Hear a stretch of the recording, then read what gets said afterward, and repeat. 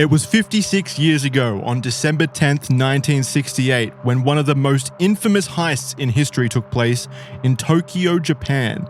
A man dressed in a police uniform stopped a bank transportation vehicle that carried 294.3 million yen. That is $817,000 US at the time, or $6 million US dollars in 2023 money. Wanting to comply with this officer of the law, the workers stepped out of the vehicle. They were patient while this officer checked for explosives or anything suspicious, but while he looked under the car, he startled the employees back by setting off a flare. Without the employees close, this man jumped into the car and drove away into the distance with the wads of cash. He was never seen again despite the investigation involving 170,000 officers and the questioning of over 110,000 suspects. While scaring the workers, this heist was unusual as there was no violence, which has made it even more intriguing for those invested in the case. Millions of yen never to be seen again, as despite their best efforts, it has never been solved. This is the 300 million yen robbery, and this is the Red Thread. Welcome everyone to this episode of the Red Thread. Today I am joined by the absence of my two co-hosts, my two beautiful boys. They've disappeared, but I am replaced by, instead, in my opinion, far better, my beautiful girlfriend, the writer of our show, basically, throughout the long history of our series. I didn't talk about this with you beforehand, but did you want to go by any kind of anonymous name, or would you like to just call me Kyrra? Okay, just Kyrra. This is Kyrra. Like I said, she's the writer of the show. She'll be filling in for both Isaiah and Caleb today. I apologize in advance. No, you'll do great. I've been training you for the last year for this. You'll do great. So today we're discussing the Million Yen, 3 million. Nearly 300 million. 300 million?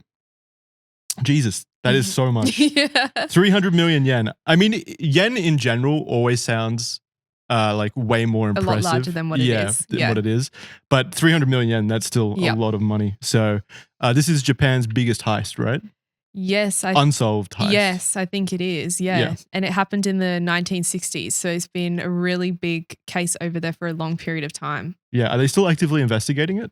Well, the statute of limitations is now closed. So, right. So I guess anything like they could come out and be like, hey, I did it. And then nothing could happen. Yeah. That's crazy that the statute of limitations, what do we even know why that exists? I don't know. No, I don't know either. That Need seems to look like into that. A loophole. Just if you're good enough to like evade justice for long enough, then you're good. You're in the clear. I did that and you never caught me. So that's it, guys. See ya. That's so crazy. Before we dive too deep into this though, I did want to just kind of explain. We're in a real life set. This is the set that I shoot Real Boys out of. I figured since it's just myself and Kyrra for this episode, it made sense to just record it in person. So that's why, this whole Christmas set is here. It's because it's currently December 13th. So this will be coming out in middle of January while we're on our holiday break. Yes, we're in Japan. Yep, me and Kyrra and I will be in Japan. My mum always corrects me about that. Yeah. Every time I just hear a voice in my head whenever I do me and someone else. So we're in Japan at the moment. We're on holiday. We're having the best time. Yeah, it's incredible. We're having such a great time. The amount of heists that we pulled off. Yeah, it's incredible. Japan is just ripe for the taking. So we're having fun over there. Caleb and Isaiah are both doing their own things at the moment. I still wanted Red Thread episodes to come out a little bit over this 1 month break period, basically. So that's why we're recording this in advance, and also I guess the last week's episode or the last episode of Red Thread will also have been a guest pre-baked episode. But after this, we'll be back to regular scheduled Red Threading after this January 20th. So yes, you have the lovely Isaiah and Caleb back. Yeah, they'll be back. Or maybe you'll be a fan favorite. Maybe people will want you back. Maybe you'll take my job. You wouldn't have to try very hard. All right, so you're my favorite. Thank you. That's very sweet. The 300 million yen robbery. Mm-hmm. You kind of combed through this a little bit, but we had an additional writer take this one. Yep, we had some help with this one. Yep, so big thank you. He goes by Critical Archive. Yes, thank you so much. Thank you. But you've also gone through it and kind of extrapolated on some things and done your own research. What in particular did you find interesting about this case? Probably the whole thing. I actually found it really interesting. I don't know. There's something about the fact that it was such a massive heist and there was no violence, no blood, no injuries, nothing. Isn't that crazy? Like I'm imagining in America, if something of this scale was conducted, like probably like 10 people would have been killed. Yeah. Even over here, something like there would be violence.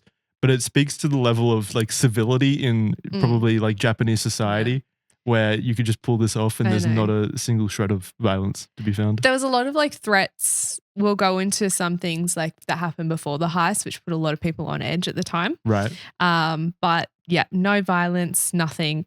And, you know, even though millions of yen were stolen, at least everyone's lives were saved, safe, which was crazy to me. So, and so there's never been any like strong leads, let's say? There are some suspects that we'll go into that are pretty interesting, but even that story is wild. And I don't really want to get into it too much right now because I want to save it. Save it for later, yeah. The suspects. I don't know, like it's definitely, you know, in the cases that you covered for Red Thread, it's a smaller sort of case, but it's just so interesting. The fact that such a large amount of money was taken, the way it was taken, no violence. Yeah. Yeah, it's interesting. Really cool. I've kind of heard it described as in the small amount of research that I did into it, because this will all be fresh for me mostly, but I heard it described as the Japanese DB Cooper case. And I'm immediately interested in that because DB Cooper was very fascinating. Is that accurate? Run off into the distance and never to be seen again. Yeah. I mean, there's definitely evidence and clues that were left behind. Right. And you'll see there's some instances that, like, against maybe the way that the police or investigators looked into the case, you kind of go, oh, okay, maybe that might have compromised some of it. There's one thing I'm thinking of in particular, which I'll mention what I'm thinking of when I get to it. But yeah, it is interesting how there's so many different pieces of evidence, yet nothing. Yet no conclusive answer. It's like all the pieces of the puzzle, but they just don't fit together. Isn't that so frustrating? I mean, that's the issue with doing Red Thread is there are so many of these cases we dive into, all of them really, and they all don't have an answer at the end of the day, and it's all just speculation. How much does that frustrate you when you're researching it? Because I would say out of all of us, definitely are like the most heads down in the research. So you're the most connected. Yeah. Even like going back to the last case, the Black Dahlia. Yeah. I was going through one suspect, one theory at a time, and I was like researching the first one. Oh my God, I believe it. Like this has got to be it. The next one, no, scrap that. Yeah. I believe this one now. And then going between back and forth. You have Zoomer brain. Yeah. Whatever the most recent one is, that's the one that did it. But yeah, it is. It's like especially in the Black Dahlia case, you could have made logical arguments for each of them. So much, and so much that we didn't even get to, but crazy. Yeah. So many suspects in that one. Okay, so for this one, I guess we'll just do it in the Red Thread kind of tradition of just reading each chapter and kind of discussing from there. Would you like to take before the robbery or would you like me to start? I can start. Okay, so it was December the 6th, 1968, and the manager of I will apologize in advance for my Japanese pronunciations because they will probably be off, but I'll try my best. So you can do. Kokubunji branch of, how would you say that? Same. Kokubunji, sure. Branch of the Japan I would probably say that Japan. Please bear with me. You're doing great. Trust Bank in West Tokyo. And he was going through his mail at the time. In the middle of the usual other post, his hand stopped at something very strange and frightening. It was a letter, and it was a mix of handwritten letters and cuts out of magazines made to look like letters. So the Zodiac kind of thing. Yeah, same sort of vibe. And it was pasted on the page, and it contains very specific instructions. Though the full contents of the letter have never really publicly been fully disclosed, we do know that the person behind it demanded that a female bank employee was to bring 3 million yen. So that's approximately 8,333 at the time, just over 75K. And he specified a female bank employee. Yeah, female banker. Okay. And they were to bring it to an undisclosed location by 5 p.m. the following day. If this wasn't done, they did threaten to blow up the bank manager's home. So this is a threatening violence. So though no violence actually happened, there was a threat. Threats. And yeah, it was to their personal homes. Yeah, I mean, realistically, how else would you pull off a heist if not with at least the threats of violence? Mm-hmm. Like, hey, bring me the money. Yeah, just Who bring me knows the what'll cash, happen? please. Yeah.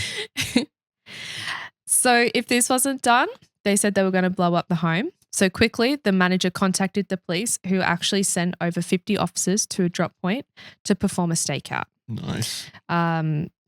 Could you imagine 50 officers just casually strolling about? Yeah.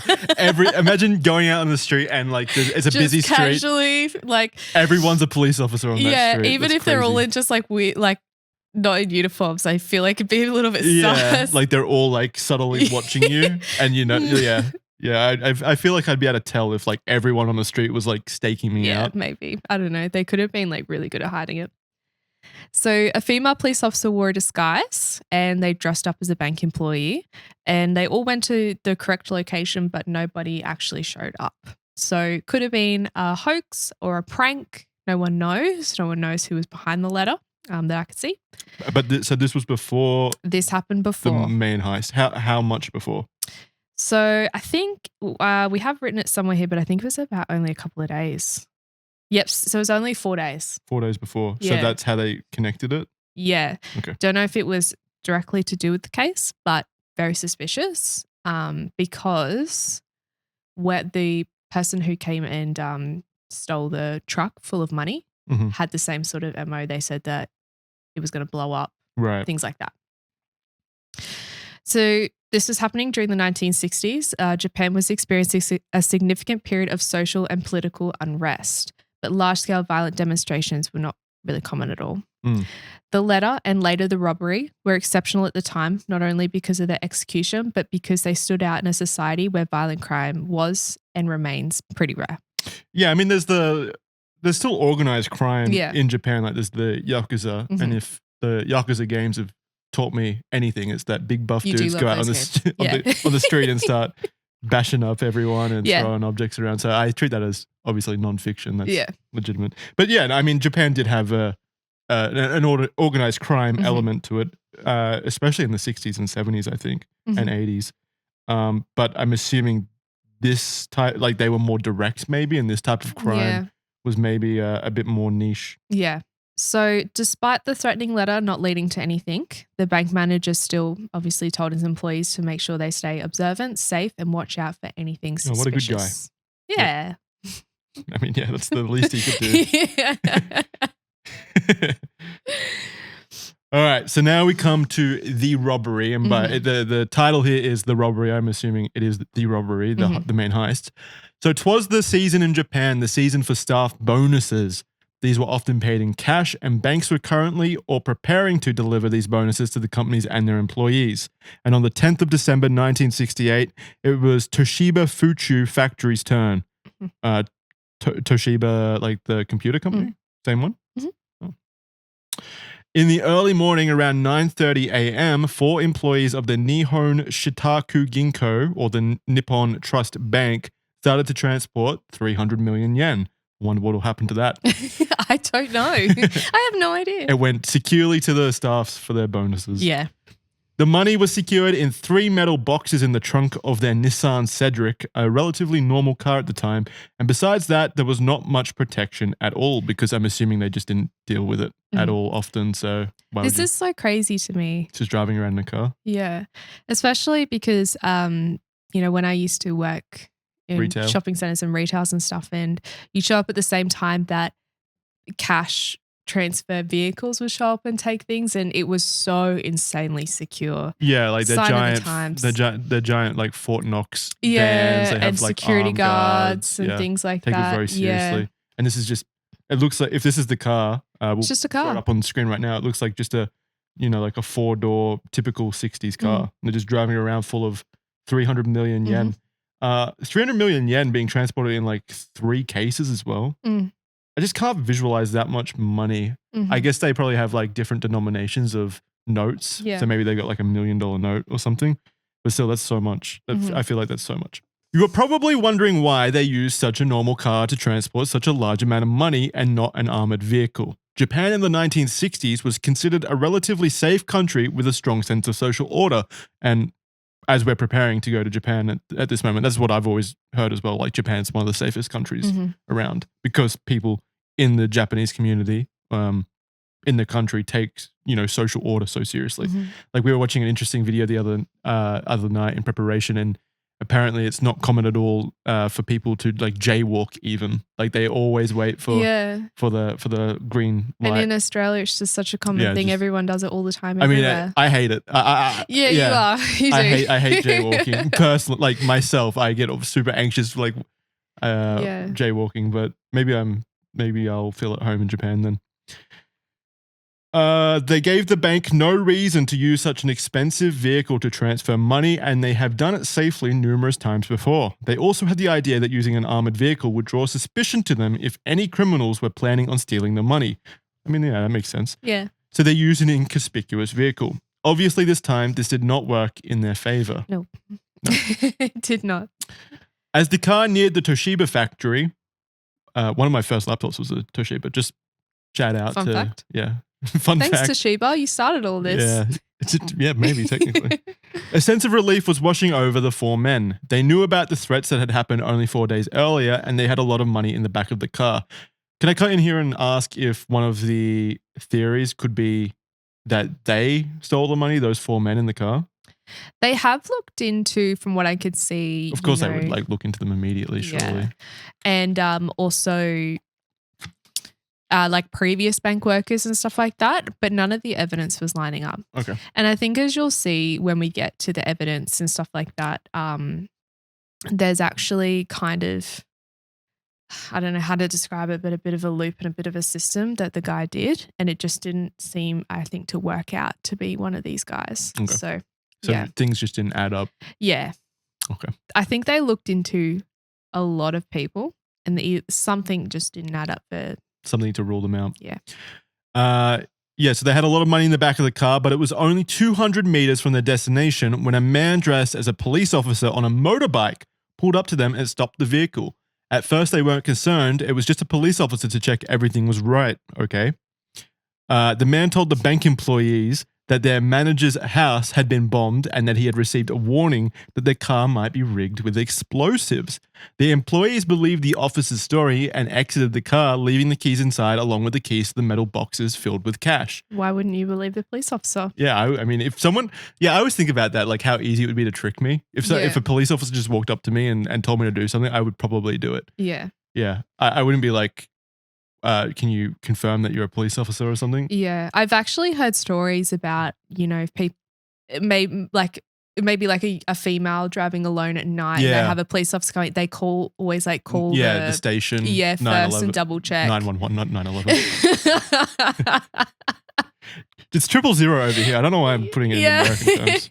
Yeah, but I have heard stories like that as well, which is obviously the smart thing to do. But I'm thinking like, when you're on a street and a police officer just walks up to you. And I guess this time, these guys didn't really have any reason not to believe them.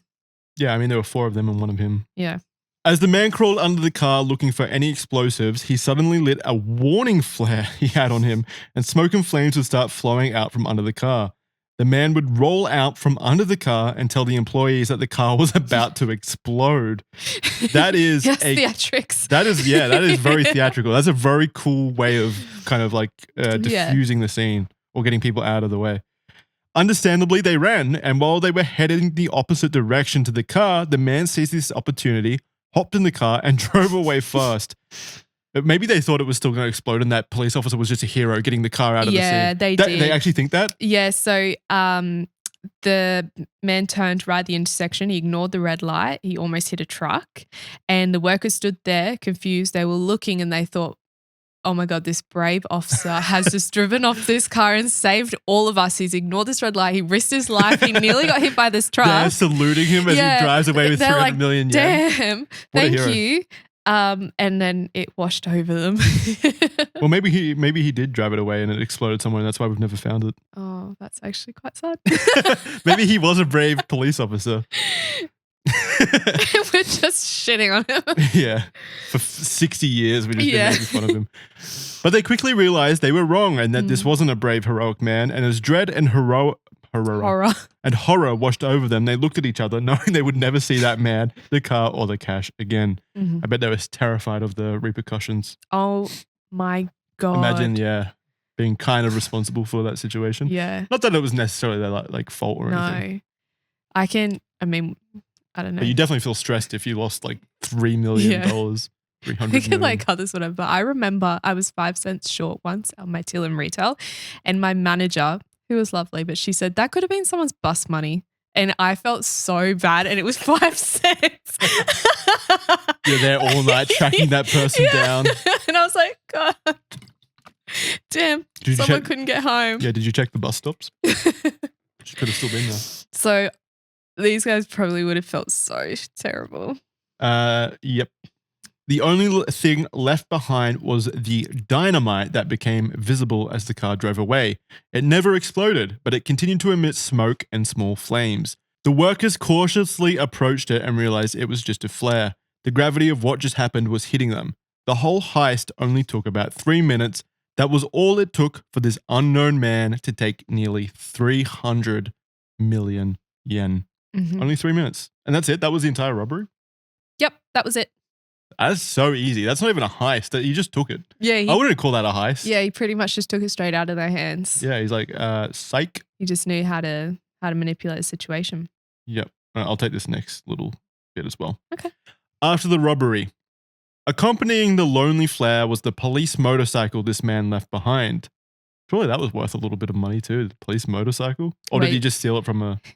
Wait till you hear about it. It's quite funny. Okay.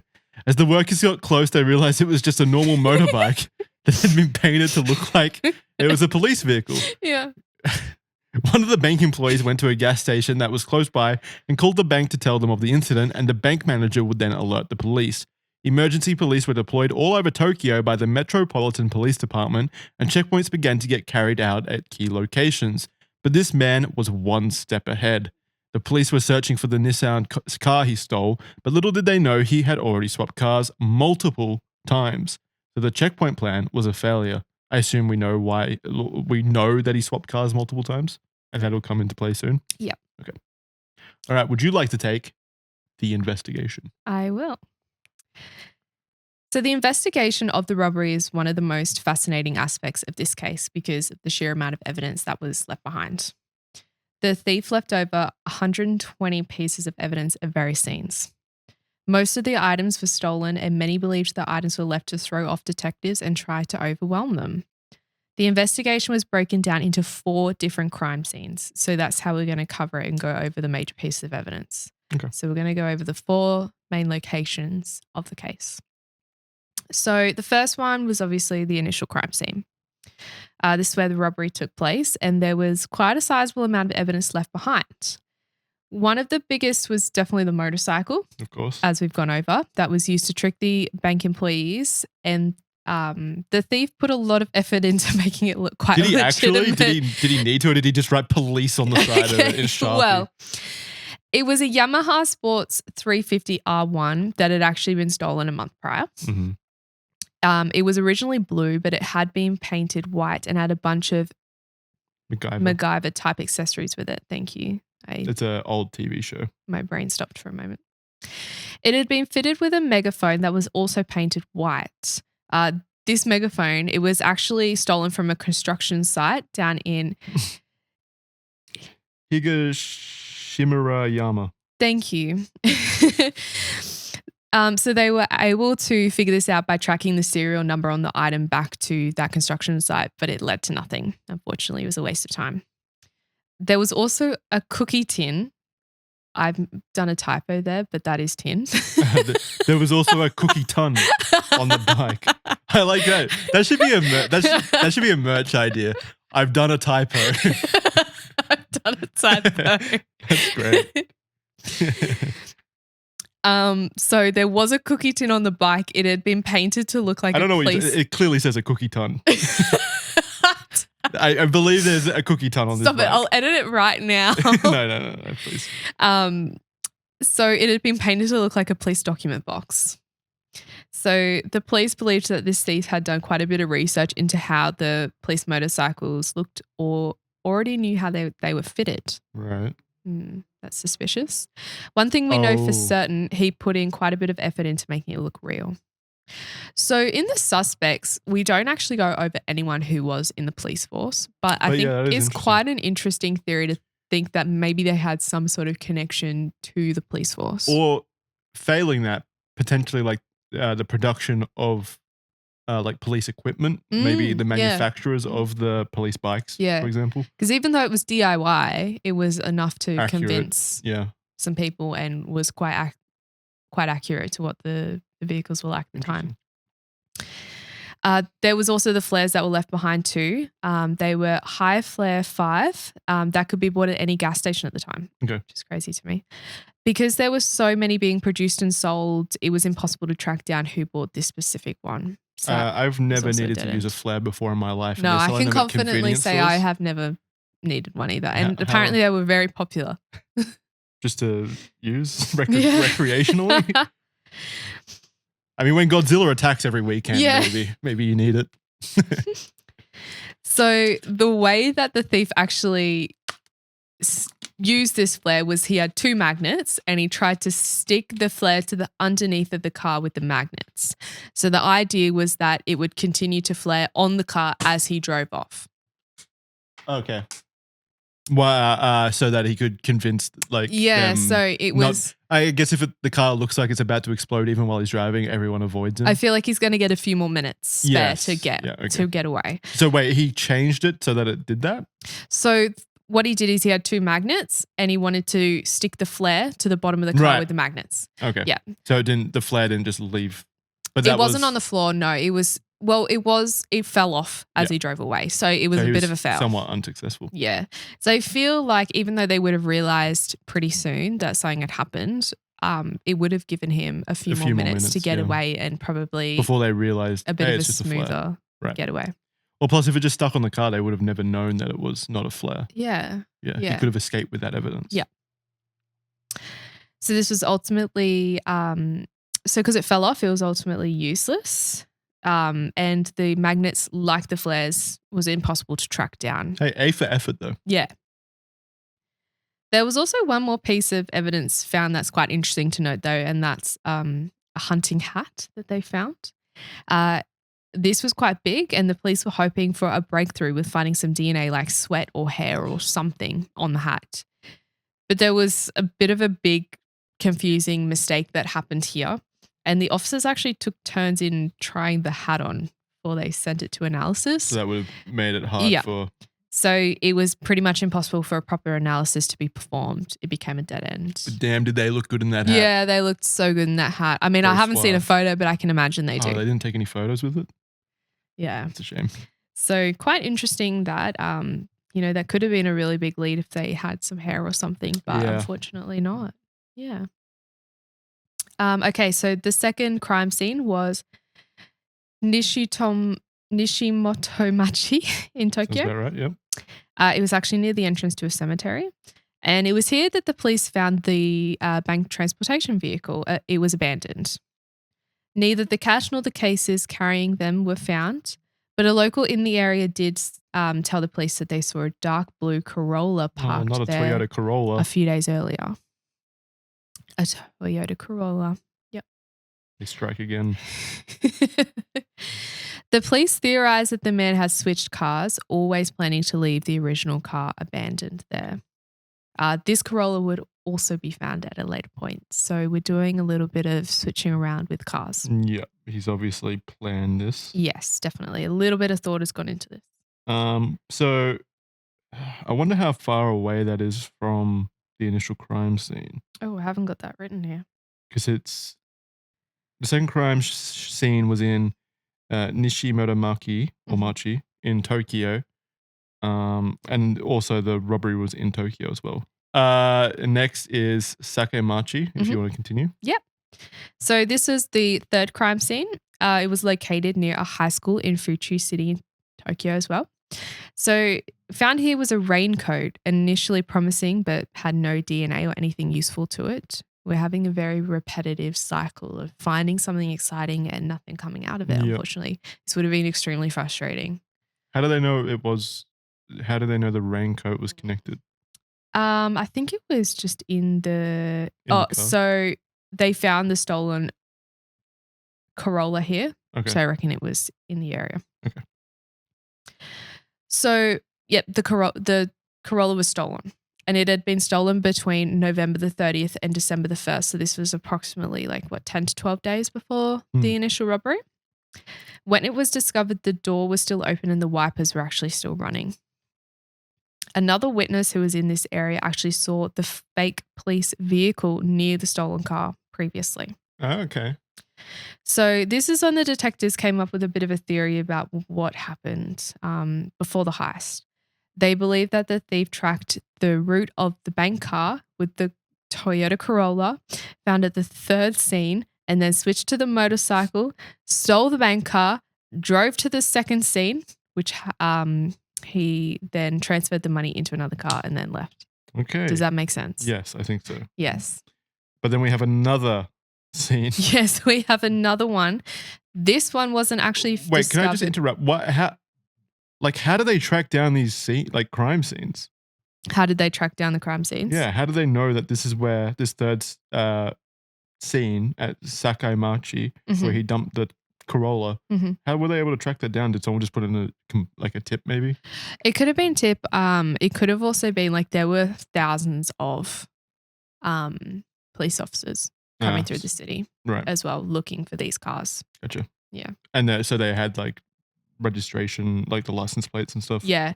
Well, on the photo, the registration's still on it. Yeah. Okay. So, no, they had a lot of people out looking for these cars, this man and this money. Oh my God. This next one's funny. So the fourth scene was in a parking lot of a housing complex in Kojanai City in Tokyo. So back in Tokyo. Yeah. He's doing loops. Have we always been in Tokyo? We've always been in Tokyo. Oh, it's Fuchu in... Yeah. Okay. Oh, yeah, Fuchu City, Tokyo. Okay. There was quite Tokyo's big. Yeah. There was quite a sizable amount of evidence that would be found here.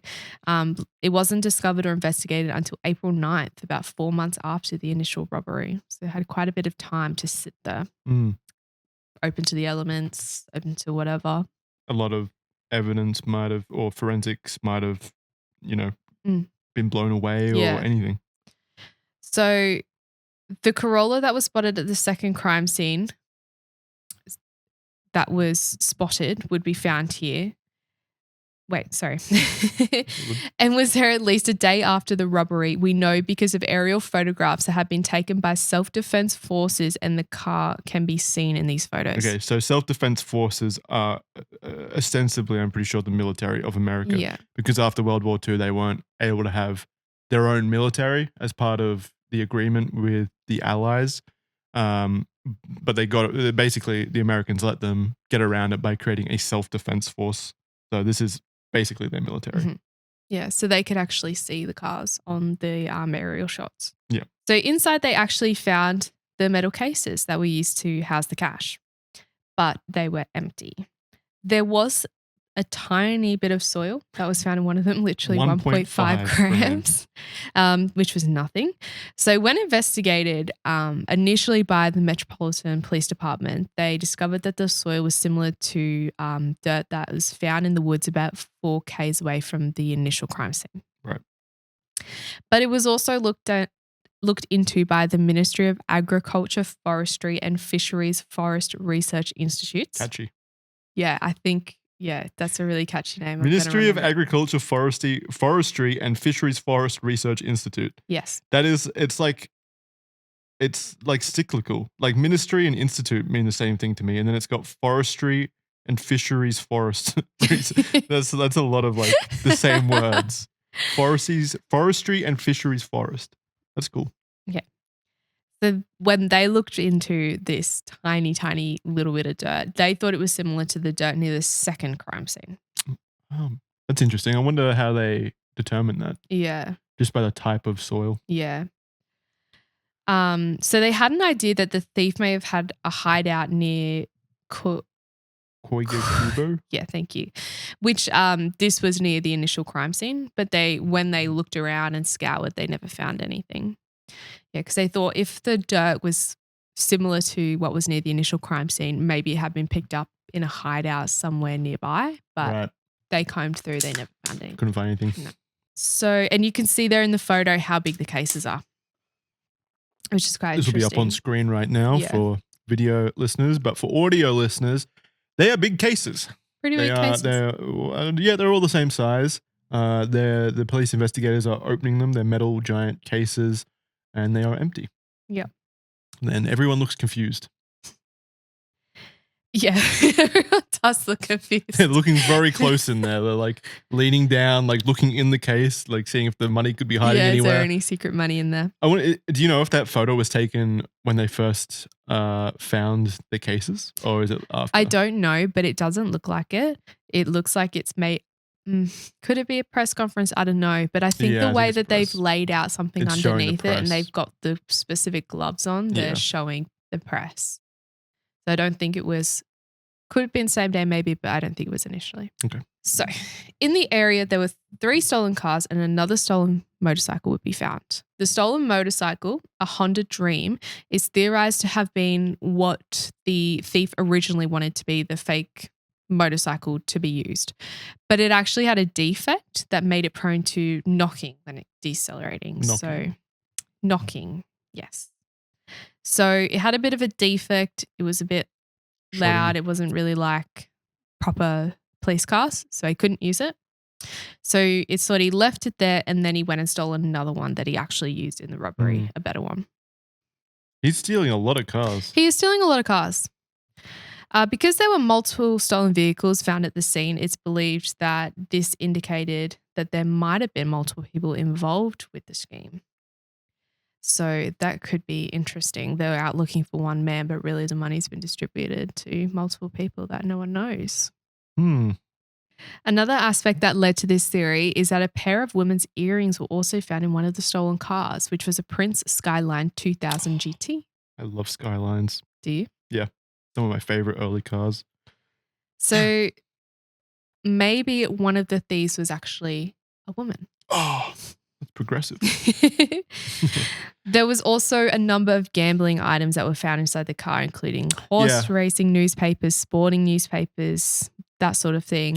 Yes. The original owner of the car said they weren't his. So could this person have been a gambling influence, or could that person have had a secret guilty pleasure and it was actually the owner of the car? True, yeah, maybe. Because like I think shame and stuff is a big component of Japanese society. So if like he had to come out and be like, yeah, I love gambling, that might have looked bad. But at the same time, I feel like gambling goes kind of hard in Japan. I feel like it's pretty okay in Japan, but I don't know for sure. But what I will say is reading this, the amount of stolen vehicles, the gambling items in the car, I am actually kind of leaning towards like organized crime, as in potentially the Yakuza or something like that. It does sound like the plot from a Like a Dragon game. Just saying. Just saying.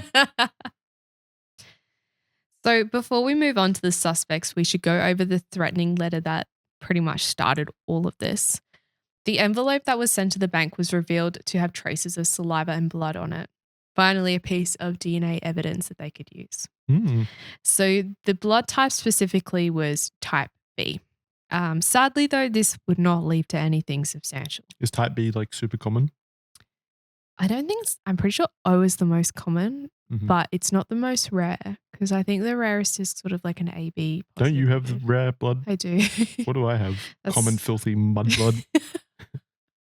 I don't think having rare blood is a flex, because if I need true. If I need blood, that's not good. Yeah, you'll still feel special though in that moment. They're like, you have rare blood, and I'm like, really? Really? I'm rare. That's so great. The letter would also use phrases such as we whenever talking about themselves. So this did indicate that it could have been a group effort. They were looking for multiple people. And that brings us to suspects. So multiple suspects over the years have been considered, and even organized crime groups like the Yakuza. I've never heard that theory before. My God. But none have been definitively proven, other than the Yakuza, obviously. Yeah. The list of key suspects reached around 110. What? We already said that number at the start.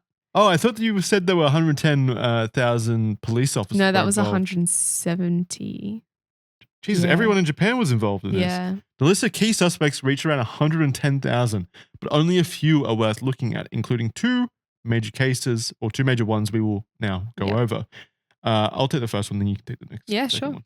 This one's the hectic one. Ooh. Okay, so we have Boy S. Or is that boys? Boy S.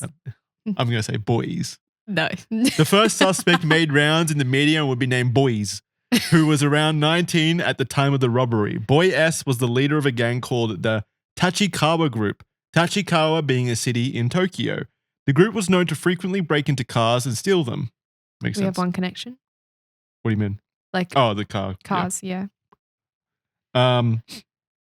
Boy S also had experience riding motorcycles because he was the son of a police officer who would regularly ride on police-issued motorcycles. Would explain why he knew so much about motorcycles. Knew or how to police ride them, knew motorcycles. what they looked like. Yeah.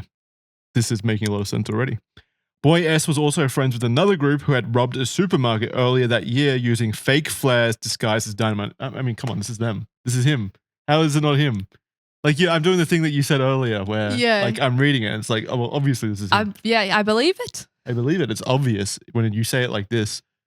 Perhaps he decided to copy this idea and use it on a much larger scale. There are definitely some undeniable connections of Boy S to this case. Mm-hmm. The biggest piece of evidence that points towards Boy S is that earlier in the year he had talked with his gang about robbing a cash transport vehicle.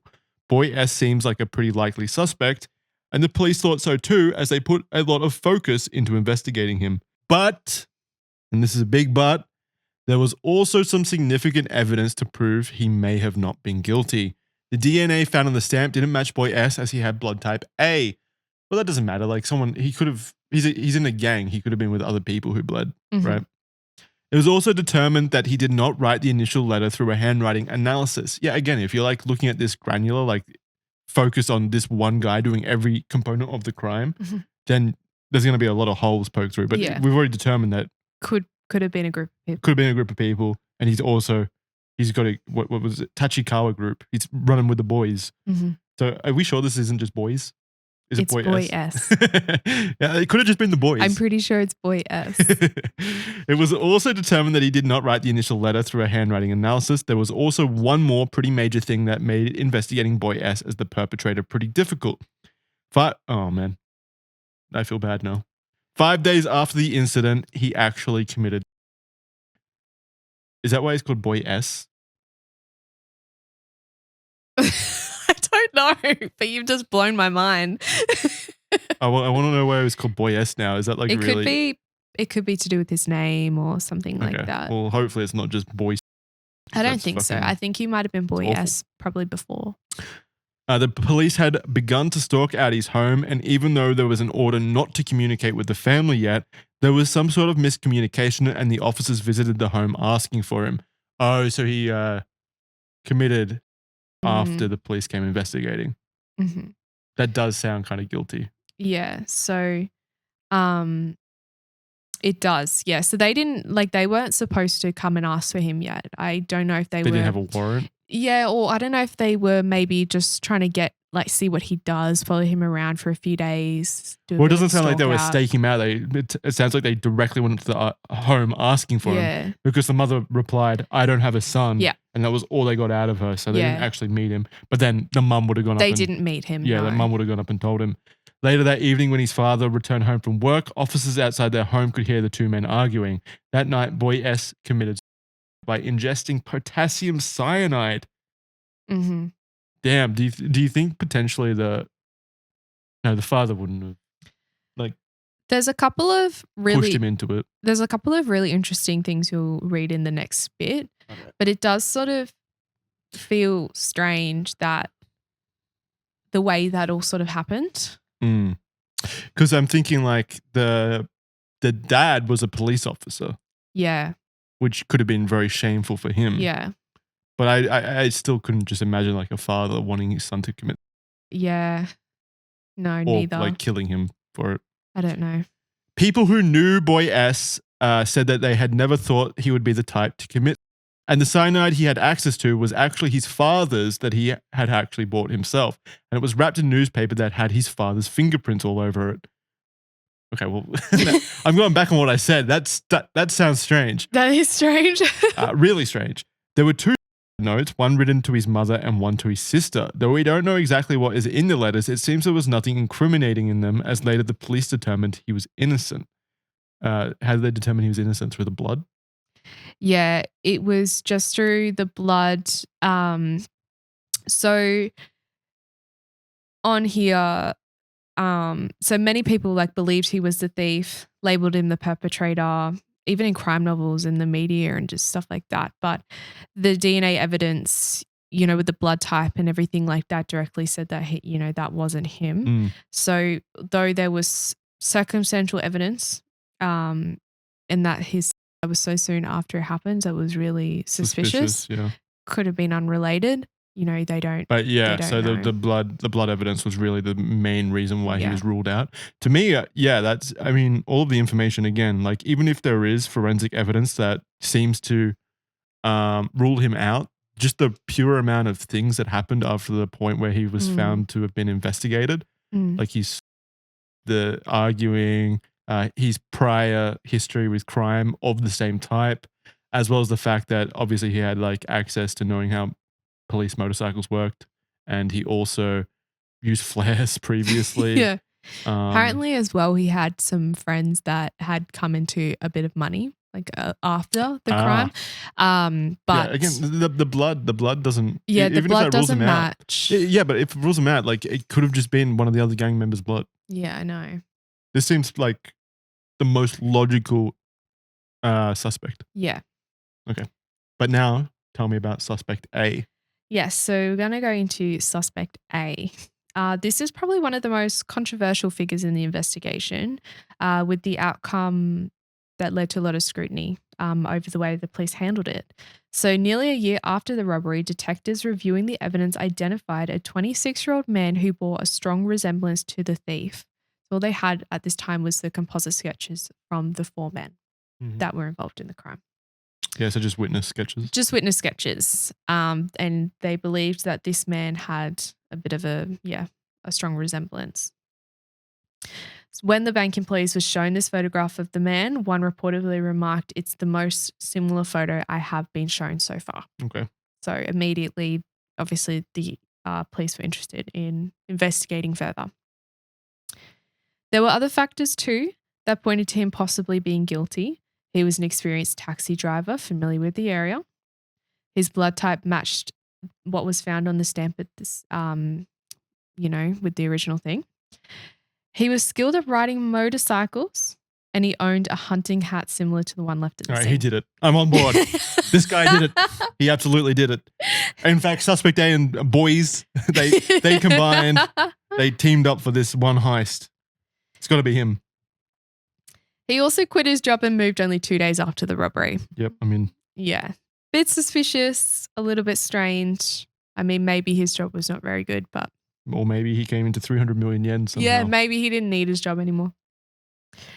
There were 2 major things that stopped the police from bringing him in, though. His handwriting didn't match the threatening letter, and he showed no signs of having a sudden influx in cash. So even though he quit his job, there were no records or anything to show he had a lot of money. Someone that performed this would probably know how to launder the money, though, I would assume, and make it clean. Mm-hmm. Or, in this situation, I assume the person just straight up buried it somewhere where only they know where the money was until they could then make it clean down the line. So because of this, they just kept him in view but washed from a distance for now. So this sort of changed on December the 12th in 1969 when Mainichi Shimbun, a major Japanese newspaper, published an article titled "Key Witness in the 300 Million Yen Robbery, Former Driver from Fuchu City." This article identified the man as a suspect, although they did initially use an alias, which was suspect A for anonymous. And that's how we got our suspect name. Oh, I'm 100% then. If suspect A is suspect anonymous, then boy S is boy C. I don't know, maybe. Oh, that's awful. Yeah, that is. I'm looking it up. This obviously made the police jump into action. They feared he might flee, so they abruptly brought him in for questioning. They tried to stop the publication of these newspaper articles, but they weren't able to, which is strange to me. I feel like the police would have like a final step down to these not getting published, but they tried apparently and they were unsuccessful. Mm-hmm. So they had to bring him in quite urgently for questioning. During this interrogation, did you find something? No. I Googled why was boy S known as boy S in 300 million yen robbery. And the first link on the Google page for this is Wikipedia, and it's North American Man Boy Love Association. Oh my God. NAMBLA. Why the fuck is NAMBLA showing up on this? No. Oh, I've gone down a horrible path then. Okay. I don't want to know why he was called boy S. Please continue. So during the interrogation, suspect A reportedly lied about his place of employment, which did raise suspicions, obviously. However, the police's treatment of him drew pretty severe criticism. Detectives allegedly subjected him to intense verbal abuse. They accused him repeatedly of the crime and reportedly used physical violence, including pulling at his hair and beating him until he coughed up blood. So we don't know if this happened, but this is apparently actions that happened in the interrogation. Yeah, I've heard horrifying stuff out of like the Japanese police and prison life. Apparently it's not good. No. So despite these tactics, though, he did not confess to the crime.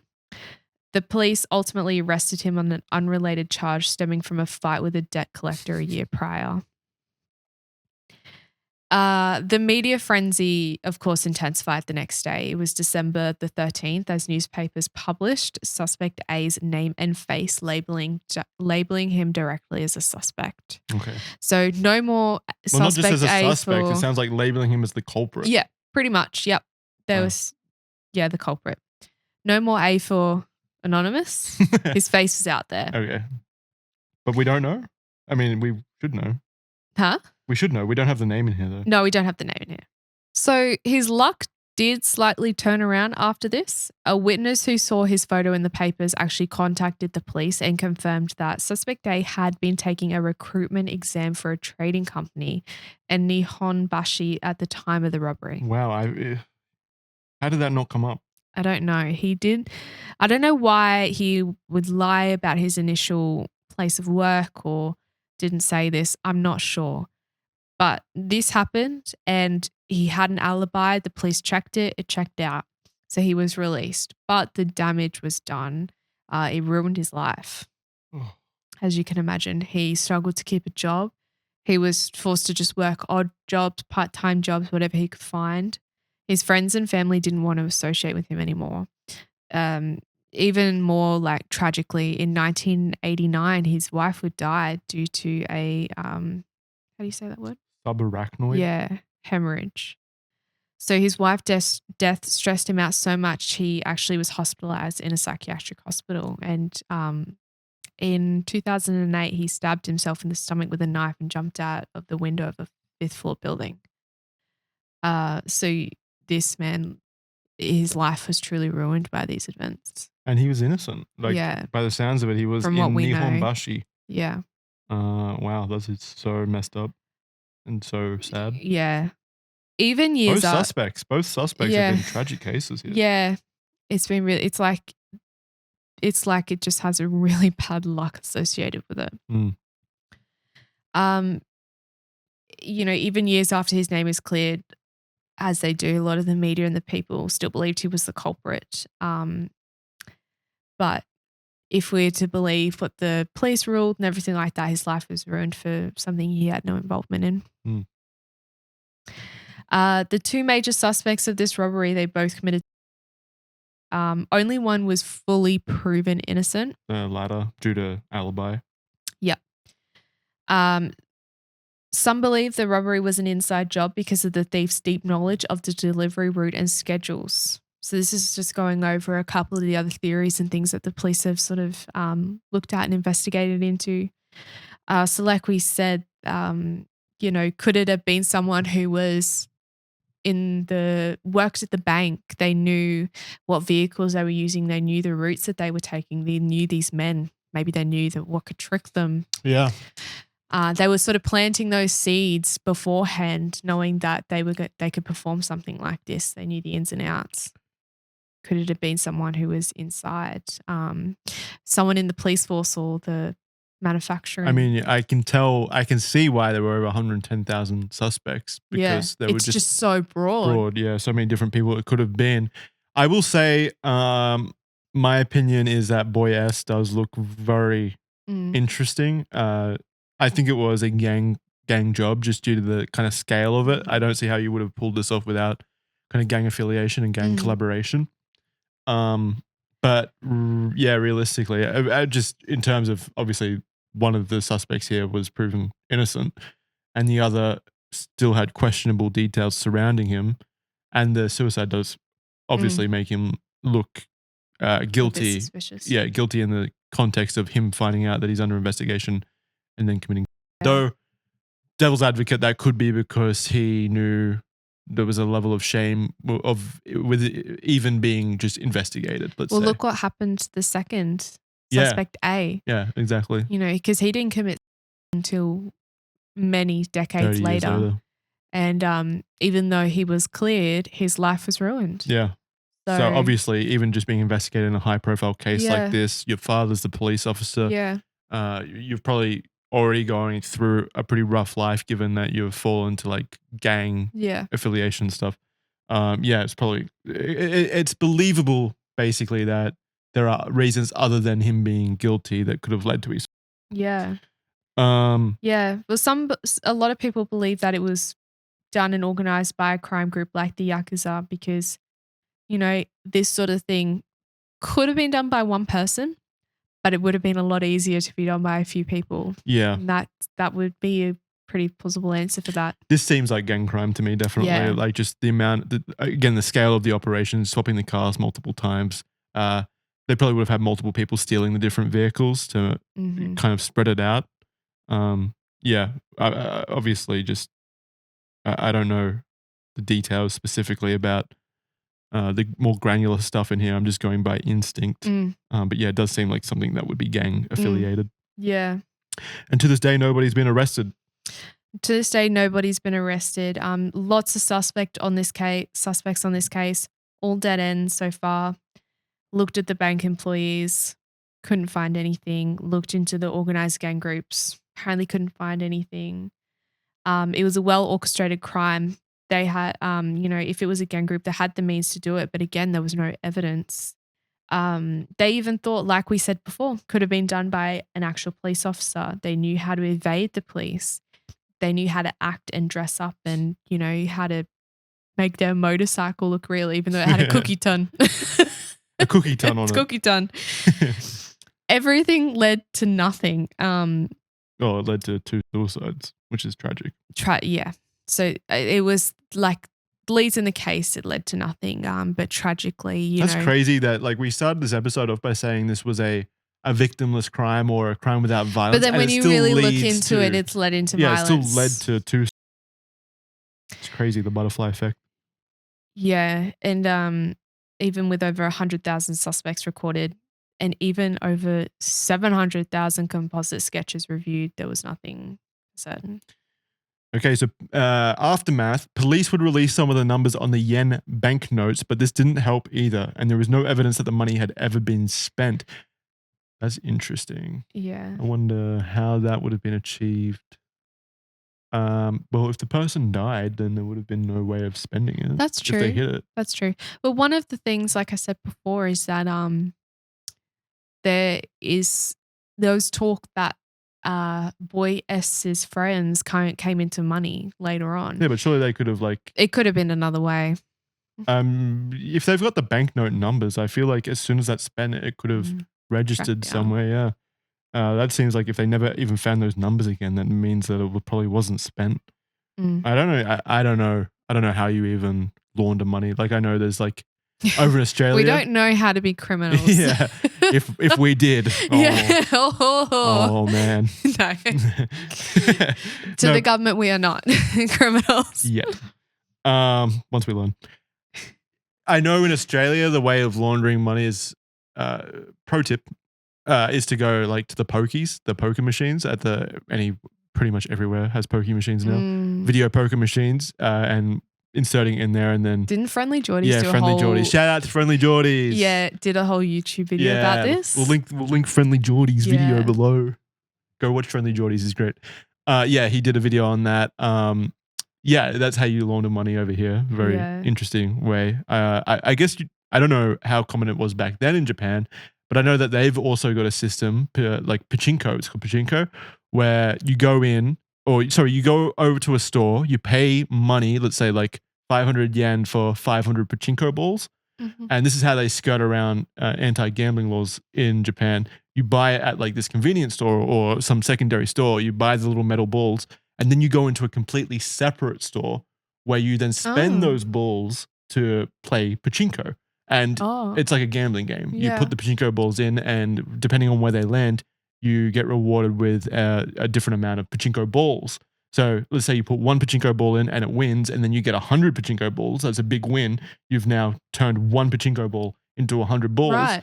And now what you do, and this is how they get around those laws, is you take those 100 balls back over to the store that sells the pachinko balls and you transfer back to cash there.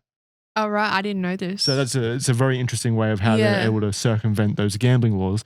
And if that's a thing back in the 60s, I guess that could potentially be a way of making money clean. But I don't know how it works in granular detail because you still would have had to buy the pachinko balls with that money in the first place. I'm assuming it was cleaned underground, basically. Yeah. I start to think, my first thought is, holy shit, how is there 300 million yen just sitting there and it's probably never been spent? But then also I think in the 1960s, how easy was it for them to track money serial numbers and stuff like that? Yeah, I was thinking that too. And if it was anywhere other than Japan, I would have been I would have agreed with that. But Japan is, from what I think anyway, from what I've heard, has always been on the cutting edge of like tracking and technology and stuff. I do wonder what the technology was like at that time. Yeah, I don't know. And maybe, the statutes of limitation passed, but I wonder if ever they have caught one or two of those banknotes ever going through the system years later. Would they have said? I don't know. I didn't see anything about it. That's just me thinking out loud. That'd be quite interesting. Yeah, maybe they're not even paying attention anymore due to the nature of the statute of limitations being passed, which it did, like you said, in 1975. It passed. So even if the thief wanted to, he could admit to the crime and tell his story without facing any legal repercussions. If I did. Yeah, if I did it. He will release a book if I did it. If I stole 300 million yen, this is how I do it. 1975, that's only like 10 years after. I feel like is that not pretty normal? Is it? I just don't understand why there is even a statute of limitations on bank heists. I don't know. What is the point of statute of limitations? I'm a different person. I don't know, because I feel like if someone commits something atrocious, and 10 years later, they're still going to be a really shitty person. Oh, it doesn't matter. Like for murder, I don't think there's a statute of limitation for murder, right? I actually don't know. Well, there shouldn't be because I've claimed a life. Now, 50 years later, you find out I should still be responsible for that murder and taking a life. Well, I guess there is a lot of cases where DNA has been improving and they have now found murderers from a long time ago. Yeah, but like, what does that mean? Like, but like they're bringing them in. Oh, so there is no statute of limitation. Yeah, right. Like you've heard about people doing like they've coming in and they're being arrested now, right? Yeah. Yeah, so I don't guess know. For something serious like that, there's no statute of limitations, but bank heists are fine. Maybe. This is Japan, of course, but I was pretty sure the legal institutions of Japan post World War II were pretty closely related to America because of America's kind of remodeling of Japan post-war. So once the statute of limitations passed, many people would come forward claiming to be the thief, but none could provide any evidence and most probably were lying for attention/fame. After the investigation concluded, it was reported that multiple officers and detectives committed due to not being able to solve the crime. How many fucking lives were lost due to this? That's insane. The investigation is considered to be one of the biggest failures of the Tokyo Metropolitan Police Department, and this would be further shown in pop culture in Japan. This case has been adapted and referenced in dozens of novels, stage plays, multiple movies, dozens of TV shows, comics, and music. And so, in conclusion, the 300 million yen robbery is probably one of the most creative and interesting heists of all time. Yeah, it's definitely one of the most interesting. The entire investigation cost more than the amount the thief stole and lasted 7 years. Despite such a huge investigation, nothing substantial would ever come from it. In fact, only tragedy would. The media at the time didn't help the investigation, and it is a great example as to why investigators withhold key information of the case from the public. It also kind of shows how bloodthirsty like society can be in terms of once names and stuff are put out there, even as potential suspects. Kind of goes just absolutely nuts. Like I'm trying to imagine what my life would be like if I came out as a potential suspect in a murder case. Yeah. Oh my God. Life would be over. Yeah. How would you move on from that? You'd feel like, because even if you're therapy, even if you're like proven innocent in a court of law, or they like the police come out and say it, there's always going to be that stigma, or there's always going to be people that still believe it. Yeah, because people are insane. The case and investigation has become staple in Japanese pop culture, and it continues to be popular cases that are still regularly talked about. Since there are no legal consequences for the thief of the crime, it makes you wonder if he'll ever come forward. But since it's been so long since the statute of limitations has been lifted, it seems unlikely. I mean, it's been 60 years since then, and he would have been like 20, maybe 2030s at the time of the robbery. He could be dead. Passed away by now. Yeah, he's gone. I don't think we'll ever find out. What do you think? I don't know. I do like you were saying before, I feel like boy S is probably the most likely. At least out of the suspects we talked about. Out of the two main sort of major suspects we talked about. Yeah. And he was part of the gang. So it probably wasn't just him involved. Yeah. But, because their eyes were on him, the police were investigating him. Like, we know his father was a police officer. That would have brought a lot of shame onto the family. More than it already sort of did. Yeah, if he was found out to be guilty. Yeah, that would have been very shameful. Yeah. Like, we're talking about a culture here, or a society where even just being labeled as a potential suspect in this, or even just failing at the investigation, led to a lot of suicides. Now imagine you're the father of, you're a police officer and your son is found out to be this mastermind criminal who everyone in society hates. Because, thievery of that degree in Japanese culture is probably like heavily scrutinized by the hardworking people. I feel like just that level of shame to know that your son did this. Yeah. And how your life would never be the same. Yeah. It's not directly saying that, his father had anything to do with maybe his possible suicide or something like that, but it does raise questions and suspicions. No, to me, it it kind of puts it all into greater impact. The kind of the fight, the arguments, the family dynamics that would have gone on place. So even if the father didn't like directly kill or try to force the boy S into perhaps just the living conditions and all the stress and everything bubbled over with boy S, and that was just all he could take. Because he might have had a lot of other things going on. What other crimes? What other crimes? We know that he was involved in other crimes. Organized crime, yeah. Was in a gang, and we don't know if the other people in his gang were being investigated, but it seems like the biggest eyes were on him. Yeah. And he was taking that on, and that could have been it. Yeah, it's not like he's clearly knows he's under investigation now. Yeah. And I feel like he would have felt backed into a corner or trapped. He couldn't go talk to his friends because obviously that would look bad. Yeah. And also, who knows what, if you're in organized crime, who knows what kind of impact that could have on you in that circle as That well. environment. Maybe they start to think you're a rat. Maybe he Yeah. thinks his life is already over now because his friends are going to want to kill him themselves, you know? There's so many different. Maybe he just saw that as the easiest way out. Yeah. In that, like, so horrible, but. Yeah. I do think that boy S is probably the most likely. Definitely the most likely out of the people that we discussed. Yeah. No, but it is an interesting case, and how you were saying, you know, we start by going, you know, there's no real violence and there is no direct fist to fist gun violence to this at all. But it's funny that the repercussions of this case, either from being investigated or failing to investigate, led to so much tragedy. Yeah, across the board. Yeah. It's kind of crazy to think about how something like that can affect so many people broadly. Something so simple as just a bank heist that's just like throwing a flare at a car, kind of. Yeah. And then, here we are talking about 60 years. Yeah, we still don't know where the money is. Where is the money? Buried somewhere. Maybe. Yeah, I mean, if the person is dead and they were never able to make it clean, then it would just be buried somewhere. Yeah. We'll have to do a bit of investigating while we're in Japan. Maybe we'll find it.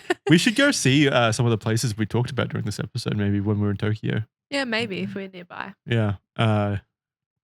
Yeah, follow me on Instagram. I'll post some pictures if I go there. That's going to do it for this episode of Red Thread. Thank you very much for joining us. Thank you for joining us, Kyrra, on this episode. Thank you for having me. And thank you so much for writing our documents. We really do appreciate it, all three of us. You do a fantastic job, obviously. For this one in particular, also a big thank you to Critical Archive. Thank you so much. For compiling Very it. helpful. Yeah. Very helpful. Yeah, really do appreciate it. Big source of help while we, gear up for this holiday break that we're taking. We've been very hectic. Yeah. There's been a lot going on behind the scenes, just getting everything ready. Yeah. So thank you very much. Yep. And when's this coming out? This should be out like middle of January. Yeah. Well, I hope everyone had a lovely Christmas and New Year's. Welcome to 2025. Yeah, let's kill it. Holy shit. I know. Holy fuck. It's 2025. Hype. So hope you guys had a good Christmas. You can head on over to official.men or official.men for ad-free early access to all of the Official Network series. That's Red Thread. That's this show. You get it early and ad-free, as well as Criminally Stupid, the official podcast, Real Boys. You'll get all of those. We'll be back. And you also get access. You get 15% off merchandise. There's a Red Thread shirt here on screen. It's so comfy. It is comfy. I love it. And I'm stealing it after this. Yeah. Red Thread merch. You can go check that out. Very comfortable shirt. Fantastic. Go check that out at official.men. There's a store up top. If you're a member, $5 a month, then you get the discount. Or you can just buy the shirt without being a member as well. But if you want that discount, official.men, get the membership. You get a lot of content, daily uploads pretty much at this point. We've got four series going out weekly. So every single day of the work week, we'll keep you company at work. Should we vlog Japan? Vlog Japan? Yeah. No, I want to enjoy Japan. Okay. I am not doing any work over there. The most I'll do is take some photos for my Instagram, but that is it. I'm living in the moment over there. Yeah. We'll be out buried in the snow. Yeah, it's going to be so cold and it's going to be so great. Thank you very much, guys, for joining us. We really do appreciate it. And we'll see you next time in Red Thread. Bye, guys.